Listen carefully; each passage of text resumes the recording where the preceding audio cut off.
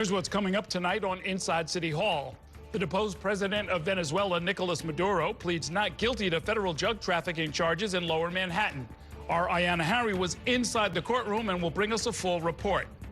Later, I'll be joined by a leading community activist to discuss reactions and concerns from Venezuelans here and abroad. And it's congestion pricing's first birthday, as supporters, including Governor Kathy Hochul, tout the first year of the program. We'll tell you why they say the tolling plan is working. For the best news, debate, and analysis of New York politics, join us inside City Hall.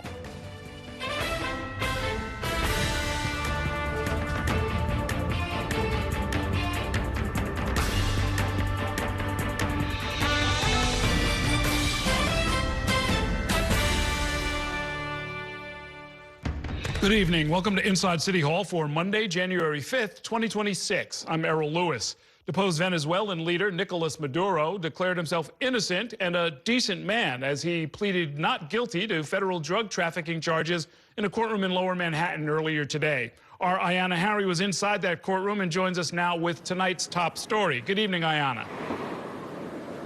Good evening, Errol. In this indictment, federal prosecutors claim Nicolás Maduro ran a corrupt regime and worked with prolific drug traffickers to smuggle cocaine into the United States of America. But in that courtroom, Nicolás Maduro said he is a decent man and still the president of Venezuela. Flown by helicopter from Brooklyn, then escorted by armored trucks to a federal court in Lower Manhattan, former Venezuelan President Nicolás Maduro stood defiant as he and his wife pleaded not guilty Monday afternoon to federal drug trafficking charges. Maduro declaring in court he was kidnapped. The fallen South American president and first lady wore jail clothing for their arraignment less than 72 hours after they were captured in a U.S. military operation. The United States is trying to prove a fairly traditional narcotics conspiracy case. This case happens to be brought on an unprecedented scale and with added layers. In a 25-page indictment, federal prosecutors claim Maduro ran a corrupt regime, and Maduro and his co-conspirators worked with some of the most violent and prolific drug traffickers and narco-terrorists in the world. The alleged result, thousands of tons of cocaine being smuggled into the U.S. Former prosecutor Duncan Levin. This is a case that they're going to be trying to rely on evidence from cooperating traffickers and insiders. That's usually the backbone of these cases. Speaking through a translator, Maduro told the judge, quote, "I am a decent man, the president of my country," also insisting he was captured. Maduro's defense attorney indicated he plans to take issue with how Maduro was taken into custody and brought to the U.S. This indictment sits in a legally awkward space. Sitting heads of state generally enjoy immunity from prosecution while they're in office. Sunday, President Donald Trump defended the case against Maduro. The case it's infallible. Maduro and his wife did not ask for bail. The judge did let them know that he would consider a future application for bail. So for now, the former president and first lady of Venezuela will remain in federal custody. Both are due back here at court on March 17th. Errol. And Ayanna, was this a case where they had high-profile legal representation? Who's speaking up for them in court? Yes, Errol. So there was a question leading up to today as to whether or not the former president, first lady of Venezuela would even have time to secure their own private legal counsel or if they would be represented by public defenders. But they do each have their own separate attorneys. And those attorneys are now, as we can imagine, beginning to work on what could be a very lengthy and substantive criminal case here in federal court. And just to be clear for our viewers who keep hearing reference to Nicolás Maduro's wife, she's not simply a spouse, right? She was the head of the National Assembly and a full partner in government.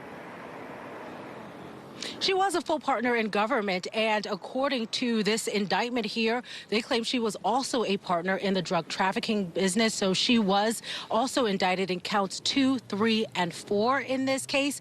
And as we mentioned earlier, she also pleaded not guilty. Okay. Thanks very much, Ayanna.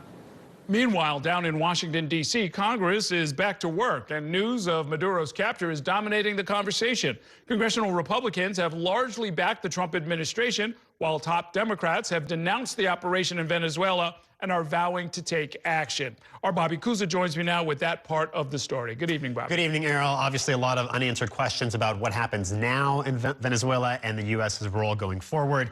There's actually a briefing happening this evening where administration officials are meeting with congressional leaders. I think a lot of those questions will be asked there.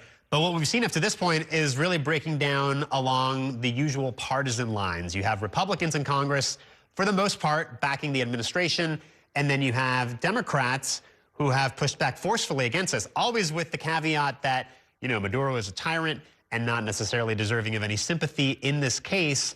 But they have argued, and we heard from Chuck Schumer, for instance, the Senate Minority Leader today when he spoke on the floor of the Senate, that number one, Trump acted without congressional authority. Number two, that this is exactly the kind of regime change and nation building that Trump pledged not to engage in as president, and that the American people aren't necessarily particularly interested in. So Schumer has said that he is going to invoke the War Powers Act. He will introduce, he and others will introduce a resolution on the floor later this week that would limit Trump's ability to take any further action in Venezuela. And then you also heard from Hakeem Jeffries, the House Minority Leader today. And, you know, he makes the argument, which you've heard a lot from Democrats, bringing this back to domestic issues, saying, you know, Americans are concerned about health insurance, they're concerned about the cost of living.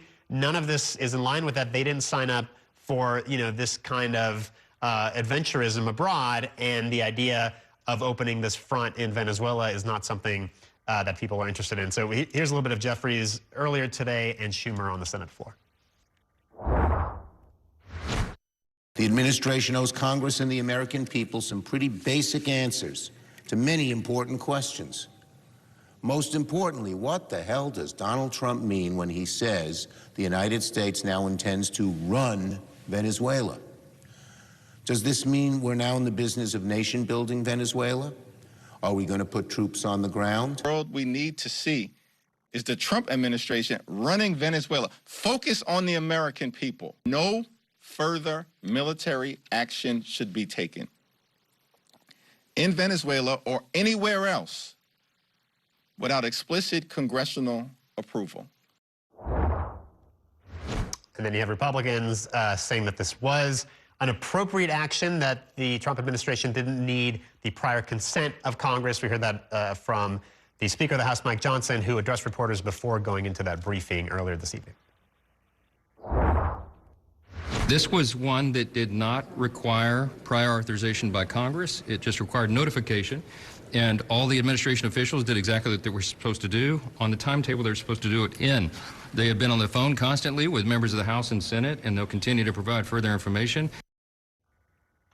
And another thing you're hearing from Democrats is that they had asked the administration about this very thing in recent months. Is regime change in Venezuela something that was on the table? So was that one of their aims, you know, in attacking these boats the past several months? And that again and again, Marco Rubio and others said no. So, you know, Schumer's saying that they were lied to by the administration and that they can't be trusted to give honest answers on a lot of these other questions. But, you know, are there going to be troops in Venezuela? What is the cost to taxpayers? Those are all questions that people have. And now, in theory, the Republicans who control Congress could, in fact, put it to a vote. I mean, Hakeem Jeffries was saying, hey, they need authorization from Congress. That authorization is not impossible to get at this point, right? Right. But I mean, in order for any of this to happen, you have to have some Republicans come on board and join Democrats. And right now, I don't think that they have those in sufficient numbers to take action. That's right. And so what we're going to do, I guess, is watch the trial sort of unfold while these other questions sort of swirl around. Was it right? Was it legal? Should Congress have been consulted? And those are relevant questions in part because the president is talking about maybe sort of repeating this in other countries in the region, right? Right. I mean, there's a lot going on. You've got Trump talking about Colombia and Cuba and Greenland, and then, you know, in Venezuela, there is the regime there, you know, is moving forward. You had the vice president who was sworn in today. She's talking about Maduro still being the president. And so, you know, what's going to happen in Venezuela moving forward? There's a lot that remains to be seen about what happens going forward. And when you hear the Trump administration speak, you hear Trump give one answer, and then Marco Rubio is not always necessarily on the same page. So the messaging itself is unclear. There's a lot of lack of clarity here. Okay, we'll continue to piece it together as best we can. Thanks very much, Bobby. We are going to take a break now, and when we come back, we'll tell you how Mayor Mamdani is reacting to all of this during a busy day running the city. Stay with us.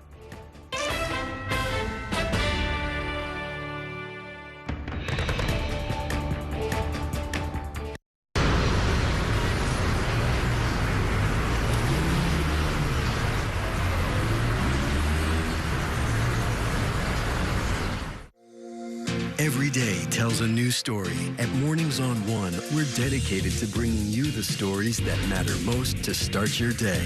With in-depth coverage of the day's news. I'm Pat Kernan. Here are the stories we're following. And weather updates every 10 minutes. Tomorrow, some morning sunshine possible. Clouds take over.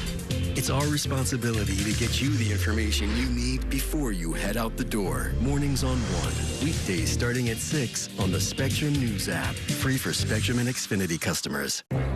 Spectrum TV, isn't that only live TV? No, it's only all my favorite streaming apps with live TV. Okay. It's only all included at no extra cost. And that's the magic of math. Will this be on the test? Sure. Why not? It's only one simple payment for all our TV. We gotta simplify and win. Winning is equally important. If not, more so. Yeah! Only Spectrum TV, fixed TV. I'm Sandra, this is Jorge, and we were adopted in 2019. I remember when they first came to us, Michael was already a teenager. The whole cliche of they're so lucky to have you guys, and it's the other way around. They have changed our family for the better. They chose to love us. They didn't have to. They chose us. Family. Learn about adopting a teen from foster care. You can't imagine the reward. Visit adoptuskids.org. And that's a look at some of what's in the papers this morning. You're done with the sports section. Today's story is about the latest chapter for a beloved local business. It's a beautiful day with temperatures in the 60s, but showers are expected in the next hour. In a city that's always on the go, it's important to stop to hear the stories that connect us. The news that matters to New Yorkers. That's what brings us together. That's Mornings on One. Weekdays starting at 6.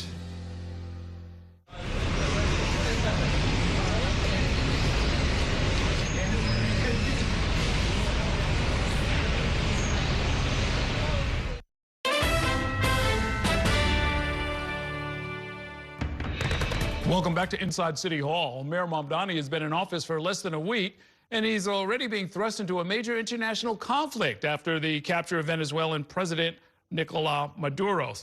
Saying that he is opposed to that military action, Mamdani has been reassuring Venezuelans here in the city that they are safe and a priority for him as that deposed leader remains in the city for trial. Our Kelly Mena joins us now with more on that. Good evening, Kelly. Good evening, Errol. With tens of thousands of Venezuelans here in the city, the new mayor was reassuring them again today that they're safe here in the city, and he's thinking about them, all while the city expects for that trial to go forward in the next coming weeks. The priority that I have is the safety and well-being of Venezuelan New Yorkers, of whom there are tens of thousands who call our city home. Mayor Zoran Mamdani continues to tell Venezuelans in the 5 boroughs that they are safe as President Nicolás Maduro remains in federal custody in New York. Maduro first arrived in the city on Saturday after U.S. forces captured him and his wife in an overnight military operation in Caracas. Mamdani over the weekend said he was against the operation and directly spoke to the president about it. I called the president and spoke with him directly to register my opposition to this act and to make clear that it was an opposition based on being opposed to a pursuit of regime change, to the violation of federal and international law, and a desire to see that be consistent each and every day. Mamdani has not spoken to Trump since Saturday. The mayor is getting briefed on the situation from his top officials, including the police commissioner and his chief counsel, because he still lacks security clearance. I continue to stay in constant communication with my police commissioner and the NYPD, and my job as the mayor of New York City is to ensure that any federal action has a limited impact on the day-to-day lives of New Yorkers, and that's what we're going to continue to deliver on. Maduro's detention and trial in New York has put the city and the new mayor into the conflict. There are more than 17,000 Venezuelans in the city, according to 2020 census data. However, tens of thousands more came to New York amid the migrant crisis. We have, in our conversations internally, also made it clear that this is a time when many are looking for additional guidance, for additional recommendations, and additional ways to contact city government, and that's going to be a priority for the team that we've already put together and the one that we're putting together now. And we're hearing that Venezuelan groups and organizations are hoping to have a meeting with the mayor in the next coming days, Errol. You've been covering this community since the migrant crisis, and in a lot of ways, they're at a disadvantage compared with a lot of other groups because there's nobody here from their home country basically to help them, right? The consulate here has been closed for several years now. Yeah, that's right. There's nobody here to help them navigate the system, direct them towards resources, unlike some of these other countries. And we also have to think about, some of their refugee status. We talk about TPS, their asylum cases. Theirs are a little bit more complicated than compared to some of the other Caribbean countries or South American countries. And that has also complicated the issue here in the United States for many of them, separate from what is going on for Maduro. So I think that is also a major concern. Where do those cases now go? How does this move forward? And will this put them into more vulnerable situations than they're already in? And you also have to think here for Venezuelans, many of them still have family back in that country. They're not, disconnected. So it's a very serious concern for them when they're seeing what is happening in their country. Going from a totalitarian dictatorship to a lack of leadership can also bring its own complications, and that's something that they're thinking about in this community right now in New York City. I know you have family in Colombia, and to our viewers who aren't clear on the geography, there's a lot of spillover, right? I mean, it's a neighboring country, and there's a lot of back and forth even before this latest crisis. Yeah, that's right. So I am Colombian, and so basically Venezuela and Colombia, there's this porous border where they go back and forth. Many Venezuelans go to Colombia. Many Colombians go to Venezuela.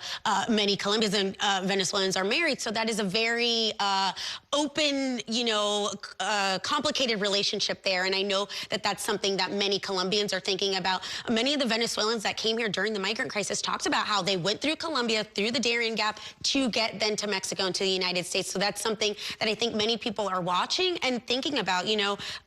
My own personal family thinking about how possibly they've been wanting to leave the country for many years due to the turmoil there. Was always maybe going through Colombia or another country. And I think many people here, Venezuelans, are also thinking about that as well as their family members continue to stay there. Right. A lot of communities here in the city who are going to be watching all of this. Thanks very much, Kelly.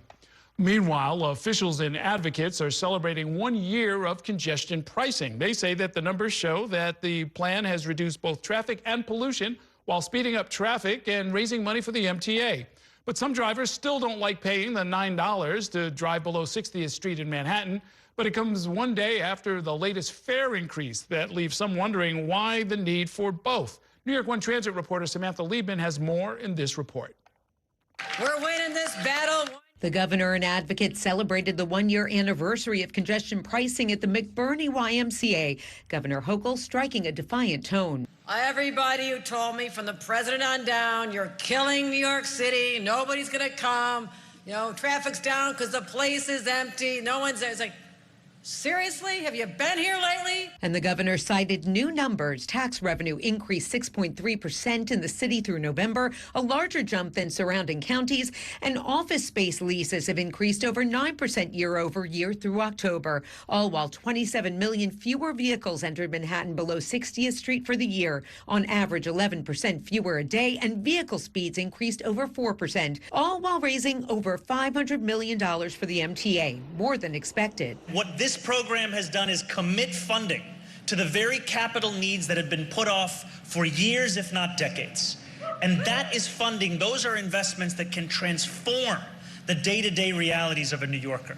Those investments include over 400 more subway cars, modernizing signals on the A&C line in Brooklyn, 23 newly accessible stations, and phase 2 of the 2nd Avenue subway up to 125th Street. But these projects won't be done right away. And right now, riders aren't celebrating as they have to pay more with the MTA fare increase that took effect Sunday. I was driving and they was killing me with the congestion prices, so they forced you to go through this, and now they increased the, It's too much. If I knew that exactly where the funds were going and I could see the breakdown of it and it was released publicly and not something that was behind a closed meeting, I would say, you know, maybe I could consider it being more fair. The MTA has been open about where the money goes, but the money from congestion pricing by law must go into the MTA's last capital plan for upgrades to the system, while the fares cover day-to-day operations, most of its salaries and benefits for its employees. I think it's good for money to go to the public transportation, but at the same time,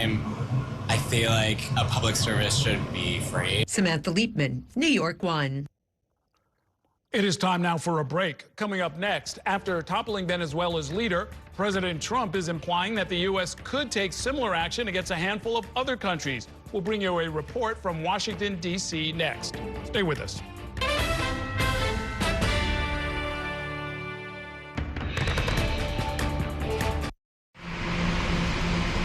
Stand clear of the closing doors, please.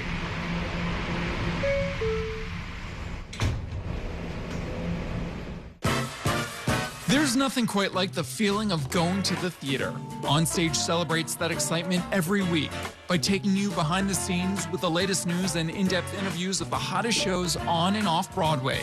So grab a seat, because this is a show you won't want to miss. Join us every Saturday and Sunday at 7:30 p.m. for Onstage. Onstage is presented by your Tri-State Cadillac dealers. Discover which Cadillac is right for you and elevate your journey. It's only a hike. It's only made possible by Spectrum Business connecting healthcare providers of all sizes. Like hospitals relying on the Spectrum Fiber broadband network with industry-leading reliability. Practices keeping patient data safe with advanced security. Pharmacies accessing records in the cloud without fail. It's tailored connectivity solutions built for life-changing moments. It's only a hike. It's only everything. Spectrum Business. Mom was always organized, but she started forgetting to pay her bills on time. And she'd buy the same gifts over and over. Telling the girls about my Alzheimer's diagnosis was really hard. At first, we had our cries, but then we were like, okay, let's make a plan. Early detection gave us time to adapt together. It's so important for you to think about what you can do and making the most of what you have. If you or your family are noticing changes, it could be Alzheimer's. Talk about seeing a doctor together. From my time growing up in Queens watching New York 1 to my time reporting here, I've seen how quickly a story can change. At News All Day, we bring you the news as it's happening, from around the boroughs to local government to your neighborhood. Because our city never stops moving. Hi, I'm Shannon Ferry with the day's developing stories. But first, stay up to date and informed with News All Day, weekdays from noon to 4.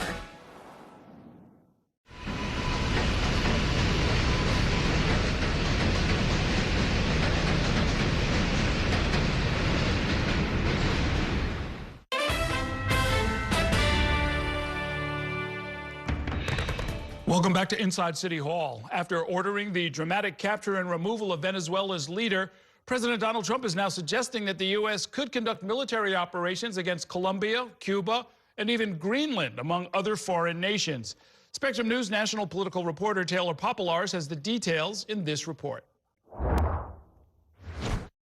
Before Venezuela's ousted president, Nicolás Maduro, even appeared in a New York City courtroom Monday, President Donald Trump made clear Venezuela is not the only foreign land he is focused on.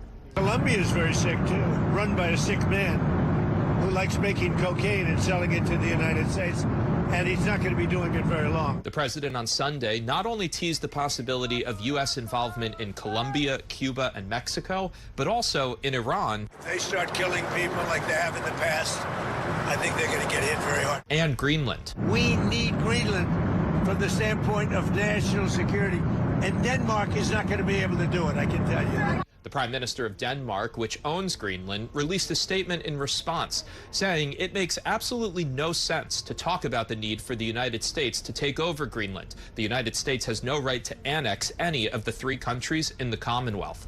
Democrats call it all the latest examples of the president not prioritizing lowering the cost of living or health care access.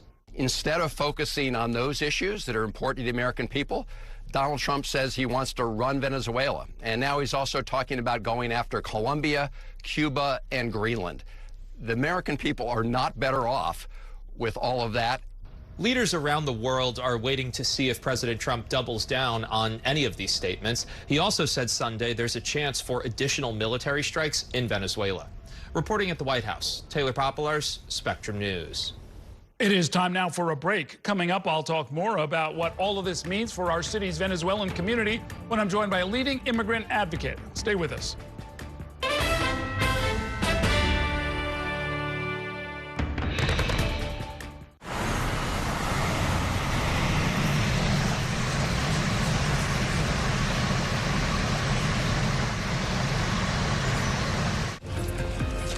My time at New York One has shown me that in the city that never sleeps, the news never stops. So as the day winds down, turn to the rush hour. Good afternoon, I'm Monica Bergman. To catch up on the stories that matter across the 5 boroughs, with in-depth interviews from the city's newsmakers, plus the latest forecast. Catching you up with today, preparing you for tomorrow. Right here on the Rush Hour. Weekdays from 4 to 7 p.m. It's only a slice. It's only made possible by Spectrum, connecting businesses of all sizes, like small businesses, instantly serving up orders and inventory on the Spectrum fiber broadband network. And factories, seamlessly connecting to farmers in the field with tailored solutions that always deliver. It's only a slice. It's only everything. Get your business free fiber-powered internet forever. Call to find out how. I'm Chris Jakovic. I served in the United States Air Force and I deployed 3 times. So in 2017, I was serving as an Air Force First Sergeant. Our motto in that role is my job is people, everyone is my business. But unfortunately in that year, I would lose my own brother, Lance Corporal Adam Jakovic, to suicide. The majority of veteran suicides are from guns. I store my weapons securely, not only for myself, but for my family. My service never stops. At Spectrum Noticias, we recognize that our New York City community is vibrant and diverse. Spectrum Noticias delivers balanced coverage of the stories that matter in our communities and across the country. Our journalists are based in the neighborhoods we cover, ensuring you get in-depth reporting on what's happening in the places we call home. So join us at Spectrum Noticias. We're always on, always there for you. Now available on your TV. Check your local listings. Also available on the Spectrum News app.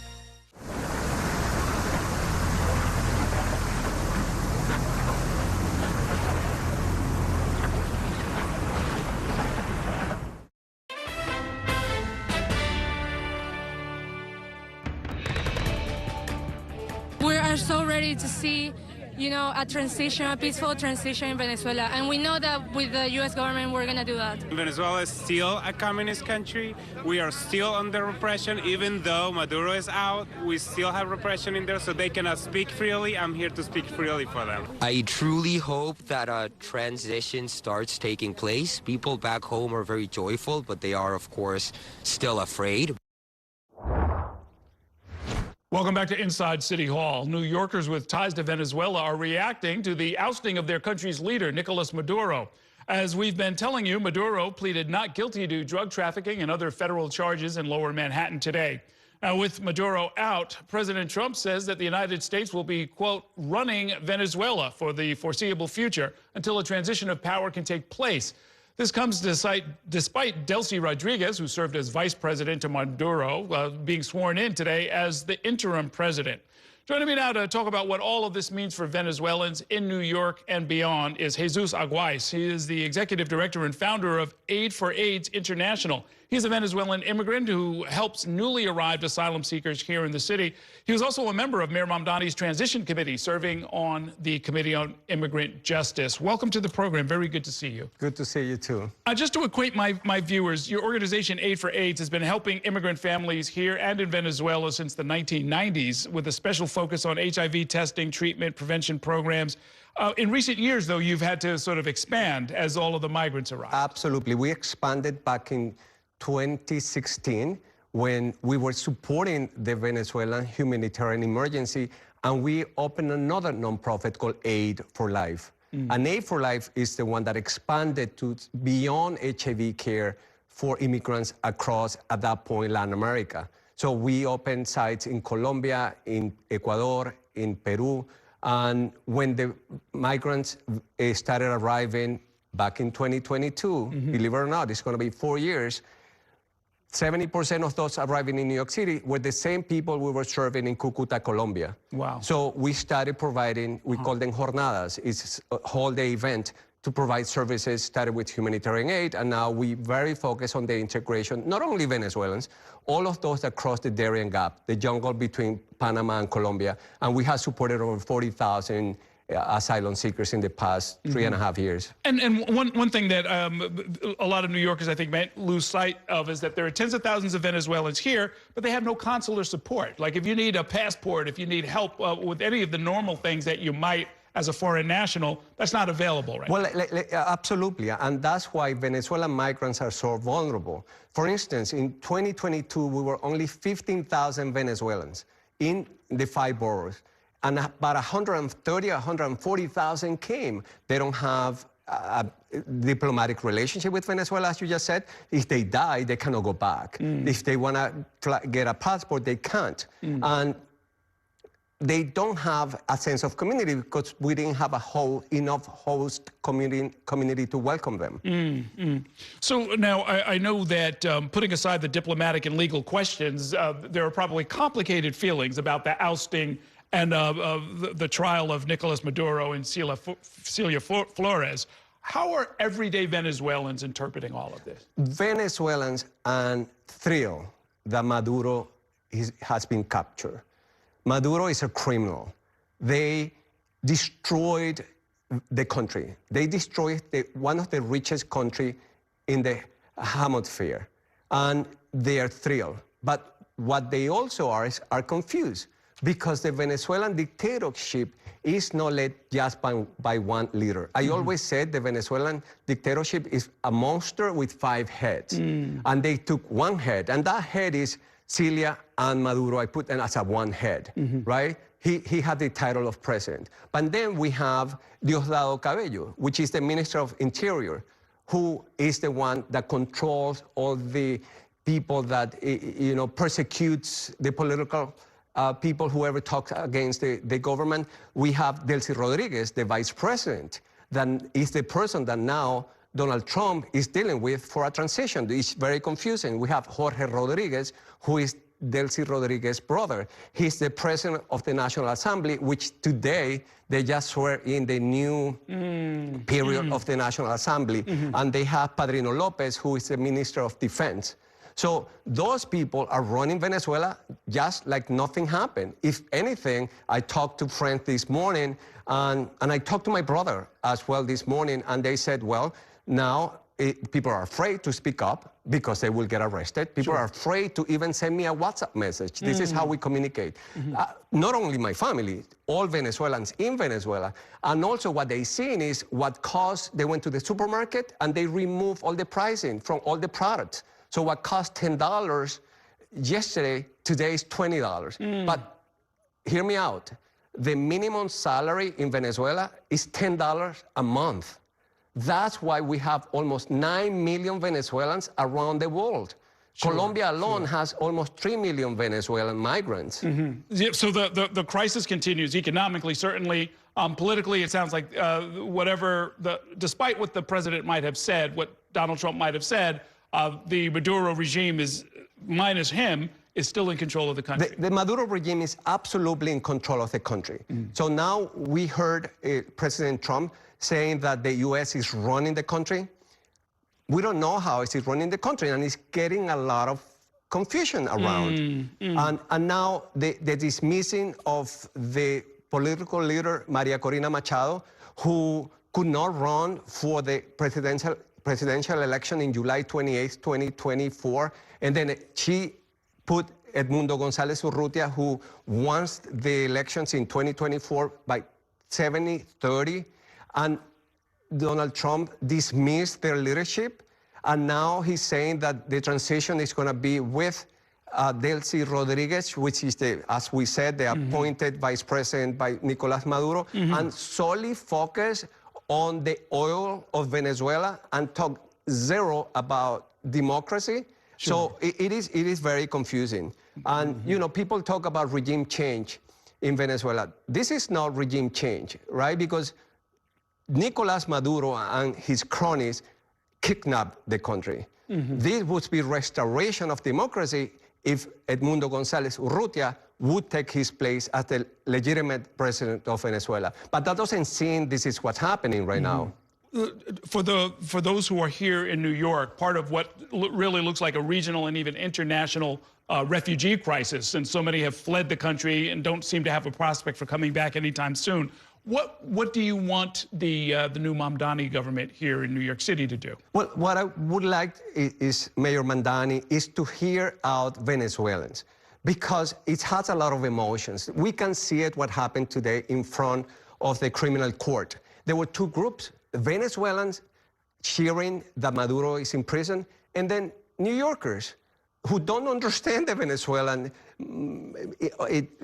details of the crisis, saying that Maduro should go back to Venezuela. Maduro is a criminal. So I invite them to get to know Venezuelans and listen to them. Venezuela is not Libya. Venezuela is not Afghanistan.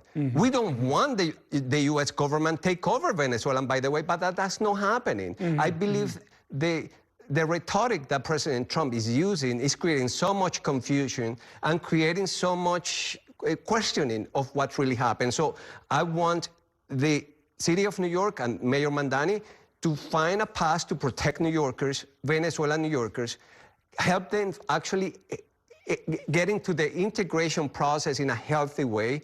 They need protection, they need legal services. They are scared because now we also being the head of the anti-immigrant narrative of this Trump administration. Venezuelans became the worst of the worst, became all Tren de Aragua, TDA, and that's absolutely not true. You know that Venezuelans became the largest single nationality migration to New York City in over 120 years. We grew almost 800% in only 2 years, from 2022 to 2024. And in all large migration, in the whole history of New York and the world, criminals come along with it because immigrants don't have nationality. Of course, of course. Well, listen, we are going to wish you the best of luck, and we'll continue to follow both the events overseas, but more importantly for us, what's happening with the communities here in New York. And we thank you for the work that you're doing. Thank you so much. Okay, let's take a short break now. When we come back, we'll turn back to Mayor Mamdani's busy day when I'm joined by two top political consultants. Stay with us.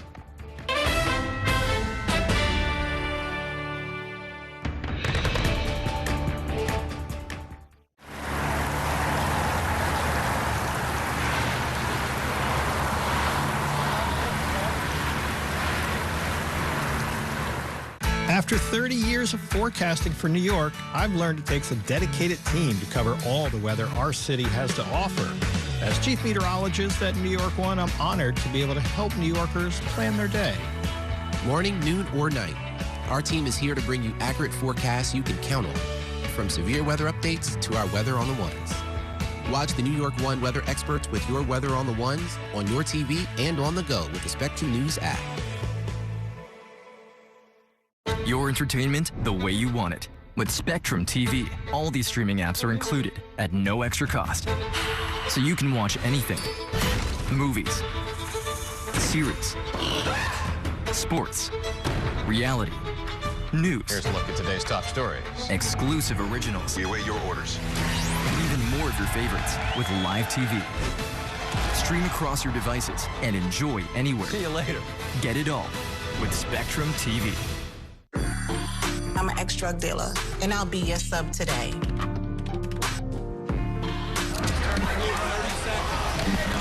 2 milligrams of fentanyl can be lethal. A lethal dose is in here. Who gets it, I won't know. It's cheap, it's potent, and it's profitable. The sad reality is fentanyl is being mixed into everything now. More kitchen now. My father was a New York City firefighter. My mission, like his, is to serve New Yorkers in a city that doesn't stop when the sun goes down. Being with New York One since the beginning, I'm now honored to join you even earlier each weeknight. Starting at 8 with New York Tonight, we'll explore the latest news developments, followed by New York One at 10 to wrap up your day. So join me each weeknight starting at 8 right here on New York One.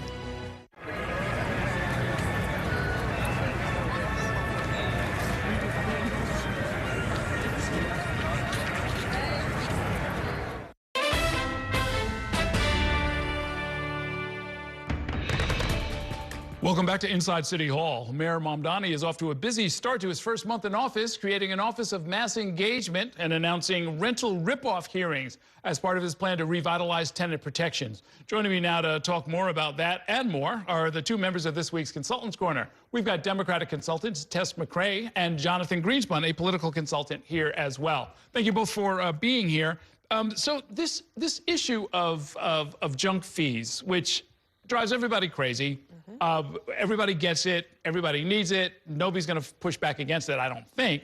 But does it have political sort of weight to it? I'm trying to think of the last politician here or anywhere, frankly, who really got a lot of support and built a lot of power around simple consumer items.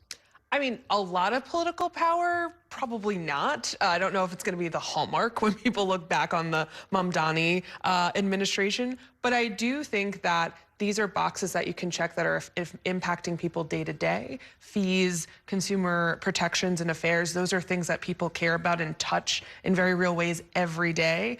And, you know, whereas like, you know, the more big hallmark, big initiatives are less likely to be impacting people or relatable to everybody. So I think it does make sense for someone like Mamdani, who ran as a populist candidate of the people for the people. I think it makes a lot of sense. I think you're seeing the imprint of Lina Khan on a lot of this.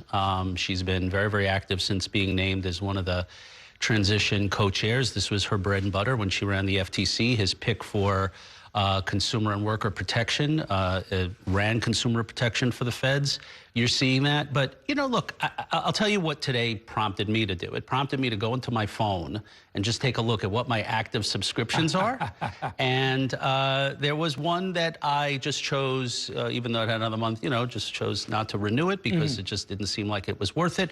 But again, this is really, you know, it all comes down to the old caveat emptor, right? Like, let the buyer beware. And if people are more educated about it, I also think it's a little tough to show metrics here. It's tough. Right. Yeah. You can estimate that, oh, we may have saved you a lot of money, but we don't really know. Yeah, that's probably why politicians stay away from this stuff. The new mayor is also creating this Office of Mass Engagement. How does it differ, as far as you can tell, at least the way they're describing it, from an Office of Community Affairs that I guess every like mayor the one I ran? So yes, I was commissioner of the mayor's Community Affairs unit, and I can say this. I firmly believe that, and first of all, I wish Tasha Van Auken the best of luck here, but I believe that a mayor once a month taking open questions from New Yorkers in a town hall setting is the way to go. To simply start knocking on doors and asking people, what do you think? To my last point, it's very, very difficult to measure that. And two, you know, we had a whole book on audacity written about how sometimes public engagement works against you. How all of a sudden everyone's coming out to oppose that affordable housing project. And so when you talk about mass engagement, you have to understand that New Yorkers need a voice. And I just firmly believe that the community affairs units, I did 77 when I was there, and I was only there through barely through after the first term. This is under Bloomberg. Yeah, I know Mayor Adams did many. I mean, I think he probably did more. And Bill de Blasio did them religiously at one a month, a clip. And I think he did that throughout his 8 years. So my advice to them is really don't reinvent the wheel. Try to go back to what's working. I agree with that, but I think that also important to note is what kind of demands he's balancing here, right? Mamdani owes a lot of, kind of his trajectory to the more progressive DSA, whatever you want to call them, base. And I think this is something that they really wanted to see happen. There are a lot of other needs, the millionaire's tax, there's a lot of other big ticket items that he's going to need to involve Albany with that I think are going to be a lot trickier down the line. So I think some of this is also trying to appease that base and make sure that he's not seen as abandoning them. Oh, it's interesting because you raise a good point, and this is something that we saw in the de Blasio years as well. It sounds to me, just from the way they've put it together and who's going to be running it, that this might be the well that they try and draw from when they need to put some public heat on Albany or on Washington. In other words, to run an issue campaign to try and move forward some of the initiatives of the administration. So that was happening regardless. I mean, the DSA was primed already. You're going to be seeing mass amounts of people heading to Albany this session within days, actually. So that was going to happen anyway. In terms of mass engagement of the citizenry, the way it typically works, and I know sometimes we're trying to change the way things used to be done. The way it typically does is the campaign is the dating phase. Now we're married. Now, now you got to show me, you know, what you're going to do. Right. In other words, you came up with some bold promises. Look, I paid $3 to get on the bus this morning. If I'm doing that in a year, that's a little bit of a problem, right? So, yeah, no, you're right. The big promises are the big promises, and we'll see how well they do in this first 100 days. Let's take a short break. I've got more to talk about with these consultants. We'll do that in 2 minutes. Stay with us.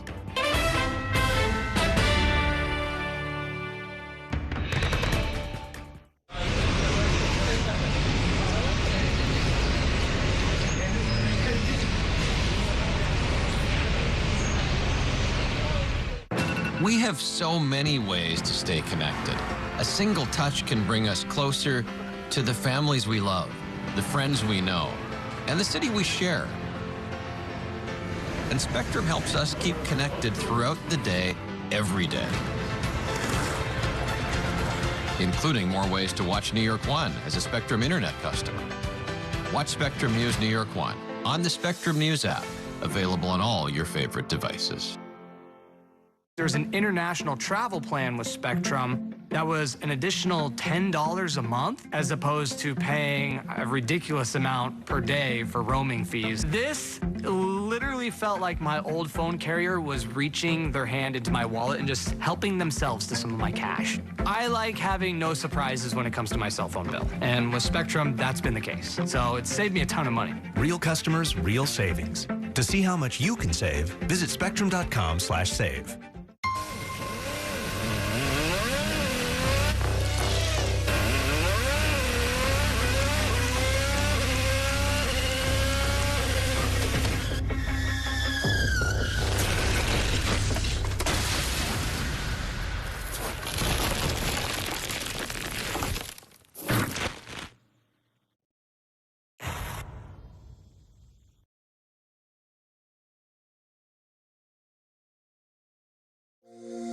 Every day tells a new story. At Mornings on One, we're dedicated to bringing you the stories that matter most to start your day. With in-depth coverage of the day's news. I'm Pat Kernan. Here are the stories we're following. And weather updates every 10 minutes. Tomorrow, some morning sunshine possible. Clouds take over. It's our responsibility to get you the information you need before you head out the door. Mornings on One. Weekdays starting at 6 on the Spectrum News app. Free for Spectrum and Xfinity customers. Stand clear of the closing doors, please.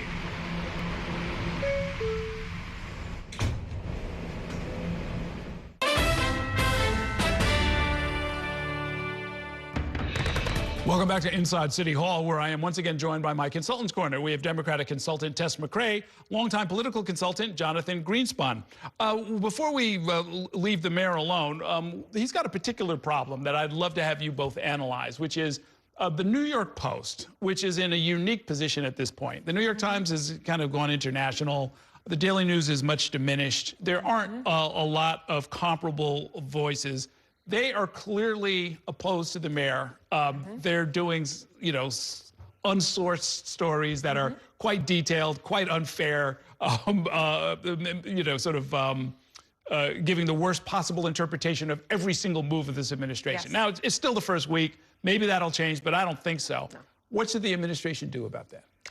Well, I think that the administration is probably trying to figure out how much do we need to kind of put up with the traditional media, no offense, of course, and how much can we get our word out directly to voters, as he did in the elections, right? I think Mamdani really valued the ability to get in front of a camera, talk directly to voters, and post that on his accounts and blast it. So he's going to have to learn to play ball a little bit more with some adversarial reporters like the New York Post. You know, look, for better or for worse, people are picking up the Post and they're reading it and they're seeing the headlines and it's resonating. So that said, I think that people also know what the New York Posts are, and I don't think you can look at someone like Zohran Mamdani right now, at least, and think this is an evil person who's out to get us and ruin all of New York City. But of course, it's going to be a balance, and a balance that every incoming mayor, new mayor, has to figure out. It's been a constant struggle for a lot of mayors. They were very rough on de Blasio. Yeah. I think at some point they favored Adams in the beginning, but then toward the end, I think Mayor Adams kind of lost everyone. There's still a tabloid war of sorts between the Post and the Daily News. Daily News seems to be a little up right now. But, you know, far worse than the New York Post. I just think social media and TikTok sort of fills what you just said, which is, you know, some of the stuff that's out there and the conspiratorial things about the fact that he, you know, held his swearing in a tunnel that was somehow reminiscent of what's going on in the Middle East. It was a reference to Gaza yeah, somehow. the problem is the algorithm knows where to find people who want this type of messaging, and then there's everybody else in the middle. I think everybody else in the middle leaves an open mind. Yeah, yeah. I mean, the issue that he has talked about, which I think is going to probably be the life preserver that they're going to swim towards, is just excellence in execution, just getting the stuff done. Yeah. That, for New Yorkers, that's the ultimate ideology that we can all agree on. Yeah, I mean, there's one thing we can say about the Mamdani administration and the campaign before it is that they are great at branding and sticking to messaging that resonates and is easy to understand, has a sexy hook, and people love that. Yeah, yeah. And as you said, if people aren't paying $3 to get on the bus in the next year or two, that at least they'll be able to say.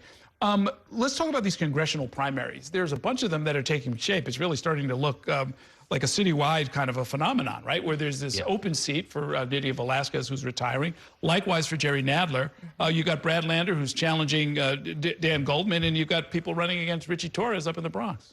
Yeah, less concerned about Richie Torres. He's my congressman, and you know, the more people who enter that race, I think the better it favors him. The Micah Lasher, race for Nadler is going to be interesting. I think Micah really owns the Upper West Side, which does make up a good portion of the voters. But Alex Boris, especially now that Eric Botcher left the race to go run for Senate, leaves this as a real potential competitive race. I know Micah, he's one of the hardest working guys out there. He will knock on doors anywhere within the district. The Goldman-Lander race is going to come down to a mandate on Mamdani. He put Lander up to doing it. He gave him the bad news the day before the election. Bad news is you're not going to be my first deputy mayor. Good news is I'm supporting you for Congress. And what ultimately happens there will either strengthen Mamdani's hold on the party or weaken him to show that while he pulled off an amazing victory, there are very few legs in terms of his endorsement. His imprint's very much on that race. But it's very early, isn't it? I mean, because it's one thing to say you were for or against a mayor who has done X, Y, and Z. There's no X, Y, and Z. We're only on day 4 right now. Yeah, but the primary is June 29th, so that's to me that's tomorrow. I mean, it goes real fast here. Right. But I believe the mayor has to own that particular race. He doesn't have anything to do with the other ones, but I think he has to own that race. Very interesting. I think he'll own all of the races. I think that the feedback out of the primaries, if you see a bunch of new grassroots progressive candidates winning their primaries, it's going to be a credit to Zohran. And, you know, he was the first to kick down the door and allow a cohort of progressives to come in behind him.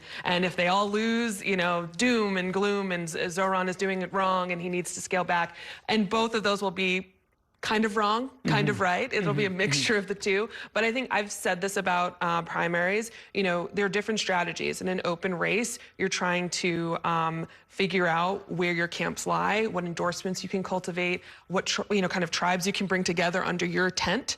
When you're challenging an incumbent, you need a lane and you need to give a reason to voters why that person doesn't deserve that job. And that can be hard to spell out clearly in a way that voters are going to understand and act upon. Right. That's the the uphill battle that people are facing. It's going to be really hard for someone to convince anyone that Dan Goldman is not standing up to Trump. Yeah. I mean, look at his history in that regard. Well, yeah, that to me is the most striking thing. That, you know, the one clear argument that Lander has been making, at least in his introductory ad and some of the first statements, is that he's not tough enough on Trump. And I'm thinking, he's like, well, he was the lead counsel. He made his career being tough on Trump. Right, exactly. Right? What else was he supposed to do? Yeah, right? no. But we'll see how the voters interpret that. And actually, in our last minute, I mean, we have some statewide races that are coming up as well. I'm surprised to see that Tom DiNapoli, the state controller, has a couple of challenges. I mean, now, he's closing in on a record as the longest-serving state controller. So I guess some of this was inevitable. Yeah. But is there something else going on there?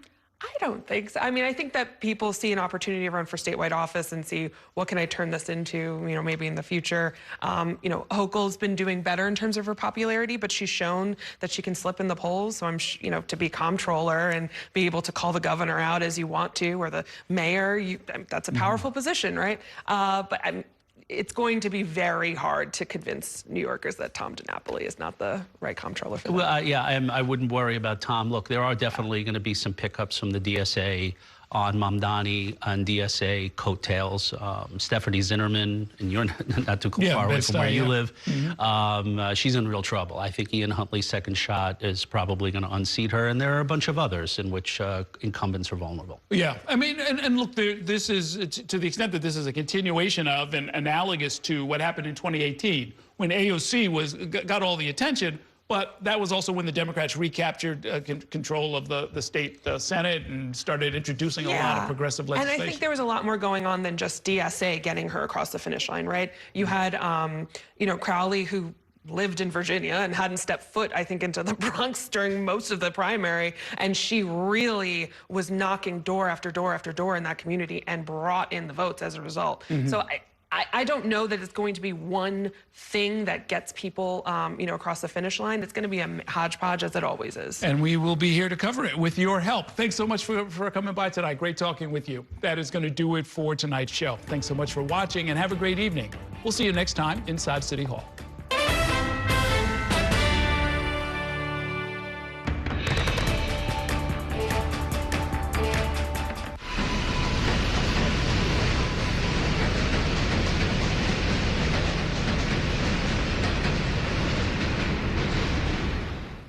That's a look at some of what's in the papers this morning. You done with the sports section? Today's story is about the latest chapter for a beloved local business. It's a beautiful day with temperatures in the 60s, but showers are expected in the next hour. In a city that's always on the go, it's important to stop to hear the stories that connect us. The news that matters to New Yorkers. That's what brings us together. That's Mornings on One. Weekdays starting at 6. Your entertainment the way you want it. With Spectrum TV, all these streaming apps are included at no extra cost. So you can watch anything. Hey, brother, be careful. Movies. I've got this condition where I don't feel pain. You're a superhero. No. Series. There was another murder in the building. Sports.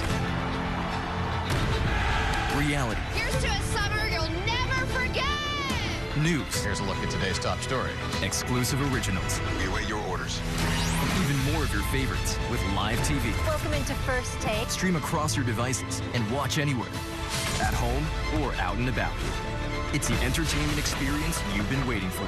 Streaming apps included at no extra cost. Who's got that pelt? Get a good look. With live TV and on demand.